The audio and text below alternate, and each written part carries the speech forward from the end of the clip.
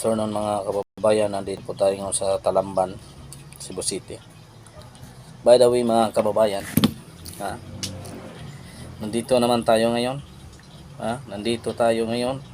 May mag-comment lang tayo tungkol sa kaganapan ng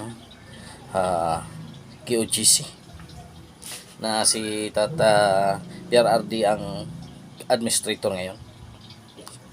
So by the way mga kababayan, so before tayo magpatuloy at himay-himayin natin ang mga kaganapan doon sa QGC at mag-comment tayo. So pa-subscribe naman kung hindi pa ka nakasubscribe sa akin. So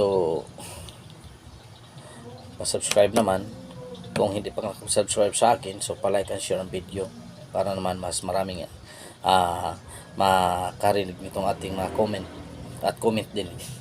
By the way mga kabayan, ito ang aking comment. Si Tatay excuse me. Si PRRD nangalap ng mga ebidensya. Kinuna niya ng mga statement ang tao nandoon na involved sa pasok sa bahay, mga properties ni QG ni Pastor Apollo Kibuloy. Ngayon mga kababayan, tama ba? Hindi tama talaga mga kababayan. Sinabi pa na Idlinggaw, ito ay si Kibuloy ay fugitive daw. So kaya sinabihan siya ng attorney ng QGC, attorney Torion, nga sir, are you a lawyer? Sabi ni Idlinggaw, no. Alam mo ba ang fugitive? Ang fugitive ay hinahatulan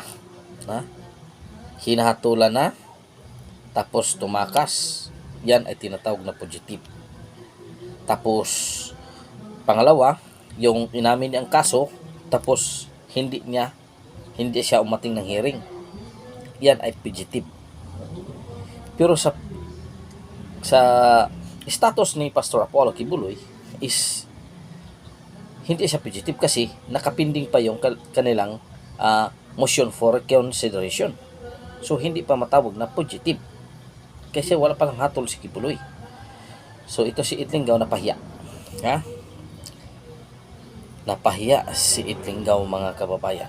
Napahiya. Ngayon, Idlinggaw, anong nangyari sa iyo? Ngayon, si Tatay Digong nangalap ng mga ebidensya kay papaila niya ang grupo kung sino man ang responsible doon sa pagwasak sa mga ari-arian ni Pastor Apollo Kibuloy. Walang search warrant. Mayroong arrest warrant pero walang arresting officer of the court ang nakasama doon. Tapos yung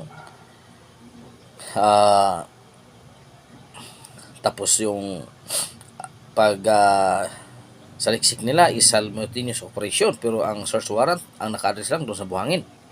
So may mga bagay pala na hindi tama.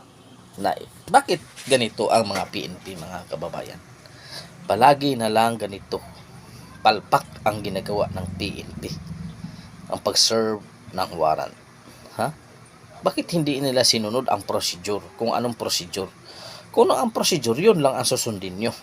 Huwag nyo mas malala pa. Ngayon, papailang kayo ng kaso. Kawawa ang pamilya ninyo. Kapag napatunayan kayo ay nalumabag sa batas, siguro matanggal kayo sa serbisyo. Ilang kayo ngayon? 2 batalyon? 2 batalyon kayo. Kaya wag nyo sabihin 2 batalyon din ang mawawalan ng trabaho dahil sa kagawan ng inyong labaw. Kapag labag sa batas, wag nyo ipagmalaki na kayo ay pulis. Huwag mong ipagmalaki na mas labaw pa kayo sa batas. Mas mataas pa kayo sa batas. Kayo ang nagpapatupad ng batas. Kung anong mali doon, dapat itupad mo doon. Kung search warrant, iserve ninyo ang search warrant. Makatok kayo. Pag hindi kayo pinapasok, doon na kayo diliw. Pero kung warrant of arrest, magkatok din kayo. Huwag kayong pumunta ng bakod kung saan-saan. Sir, hindi search warrant ang ginagawa ninyo. Ha? Yung batalyon na prepare ninyo in case kung may komosyon. Pero kung walang komosyon, bakit hindi kayo pumunta ng entrance? Bakit winawasak ninyo ang gate? Ibig sabihin, illegal. Ha? Hindi pa nagsiserve ang warrant, pero may tao na doon sa loob na posting. Nakaposting. Ba't hindi ni sinunod ang procedure? Kaya maraming kaso na dismiss kapag may pira ang kalaban kasi ang procedure sa inyong pag-arrest ay mali. Hinahanapan kayo ng butas. Ngayon, anong sabi ni PRRD? Sa Kingdom, maraming bahay yun. Maraming bahay doon sa Blue Mountain. Maraming bahay doon. Kung kuha ka ng search warrant, kailangan kung ilan ang bahay doon, yun din ang kukuha mo na search warrant. Hindi yung isa lang bahay. Kasi pag pumunta ka ng ibang bahay, iba na yun. Iba na. Ibang bahay na yun. Kaya bawat bahay, kukunan nyo ng search warrant. I-follow ninyo ang procedure sa search warrant. O bakit hindi nyo na hina-follow? So, ibig sabihin, may balak kayong masama kang Pastor Apollo Kibuloy, tatamnan ninyo ng mga ebidensya.